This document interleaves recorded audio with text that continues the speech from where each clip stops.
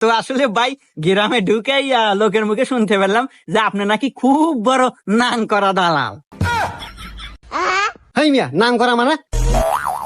ওই হইলো আর কি ভাই, নাং করার নাম করা একই তো। যাই হোক ভাই, ওই যে ঈদের আর বেশি দেরি নাই, আমাকে একটা গরু দিয়ে আসি না কিনা দেন ভাই। আরে ভাই, আপনি কাকা চাইছেন জানেন? আমি চিঙ্কু দালাল। এই ওয়ার্ড এলাকার মধ্যে 1% ডেঞ্জারের চিঙ্কু দালাল। দুই সাইডে গরু দল পহাটি থাকে। ও এই জন্য কি দালাল গেরে দুই পয়েন্ট থাকে?